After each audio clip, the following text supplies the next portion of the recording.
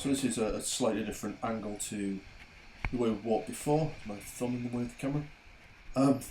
Building in front is the site of Commercial Street Police Station. It's now housing or flats.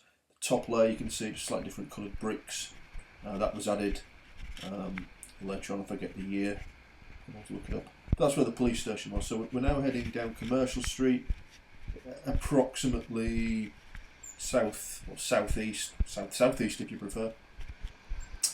And the reason I started from this end is I wanted to get the location of Commercial Street Police Station in, possibly along with Lehman Street Police Station, which is much nearer to Berners Street, so to the Listride site. I think Commercial Street Police Station, it's named quite a few times, and it's not really very far away from that goes down just another little street cutting down the corner.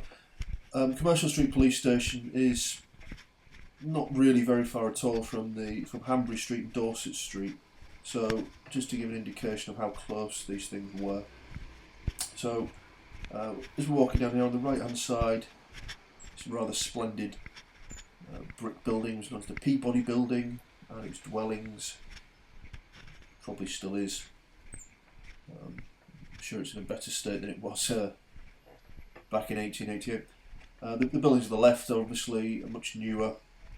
And it's quite nice around here. There's it's very commercialised, if you forgive the pun. Nice little coffee shops. I say nice little coffee shops. It's changed. You can just see popping out in the distance there, Hawksmoor's Church. This, by the way, is about 1 minute 45 down from the police station. So it's not really that far, and we're not running here. Just a normal, slightly slow walking pace, if anything. To the left, a lot of these sites are taken up by brewery buildings, or were brewery buildings, and Truman's Brewery, very big in the area.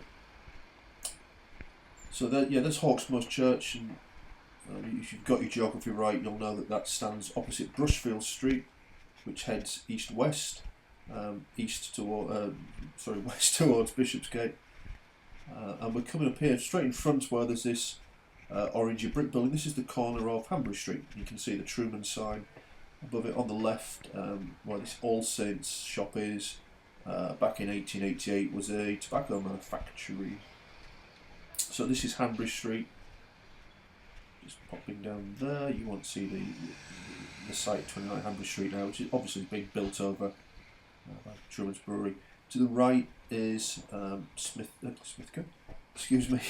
Spitalfields Market. So we're walking now, I suppose, where Mrs. Long, who was a witness to the Annie Chapman murder, or she saw a suspect outside of 29 Hanbury Street. Talking to a male, she later claimed to identify the woman as Annie Chapman. She was on her way down Hanbury Street towards Spitalfields Market, so it's not very far at all. You see the original location of Spitalfields Market on the right. You just might be able to start making out now, approximately in the middle of the frame, the kind of white grid lines, and that's the sense is Puma Court just on the left. Goes through to Wilk Street, which is on another video clip. I'll walk past you the end of it. The kind of white grid lines that are on the car park, which sits between White's Row and Dorset Street. As I understand, that is due to be demolished at some point. Just walking past the 10 Bells pub on the left, and here we are at Christ Church. This is now about 4 minutes walk. According to the timer it's taken from the start, so 4 minutes walk from Spitalfield. Just down there is Brushfield Street, so we're now looking west. We were looking west down towards Bishopsgate. And this area down here, where is in the churchyard, which was known locally at the time as Itchy Park. If you've read the book, and if you haven't, I do recommend it, People of the Abyss by Jack London.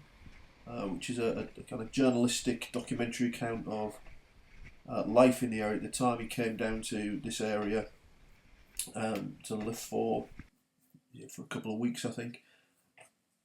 you were not allowed, or you're not supposed to sleep out in the streets, so people would be moved along by the police, and as a result, if you didn't get to sleep, people would come here and sleep during the day, so there'd be children, women, babies sleeping on benches.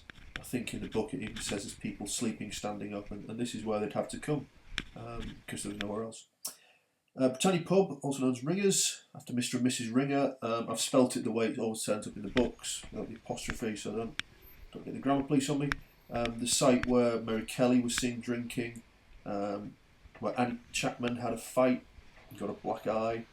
Annie Chapman also talked to Granny Farmer just outside of here, probably where we are now, actually, around here, outside of Christchurch. That would have been Dorset Street running down there, one of the most notorious streets in London at the time. Not a very long street. Also, allegedly, witnesses saw Mary Kelly on the morning her body was discovered, saying she was worse for drink and suggested she go to the Britannia.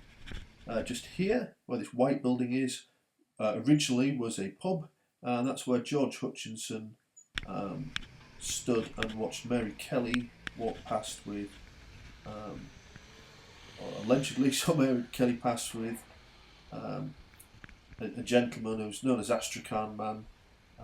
Commonly, Astrakhan, it's a kind of material on the sleeves, kind of thick. I don't know if it's fur or fake there, actually. I think it's fur. And that's where he stood under the light and tried to catch the eye of this gentleman who pulled his hat down and gave him a stern look. And Dorset Street, just around there, and he followed the pair of them. Again, allegedly, we'll have a look at Dorset Street from another angle in another video. This is White's Row. Approximately where those trees are, just at the end of the trees on the left, there's a buildings to go, is the approximate location of White's Row, where Annie Millwood was attacked and stabbed in the legs and lower abdomen in February 1888 by somebody with a clasp knife, as she said. The assailant was never caught. This is Toynbee Street, which was renamed after Arnold Toynbee, philanthropist. And literally just came down here again to show you how these, just stepping off the main street, you're suddenly into much narrower streets with lots of pathways and various ways to get. That's Wentworth Street at the end. So you can move around pretty quickly away from the main thoroughfares, should you so wish.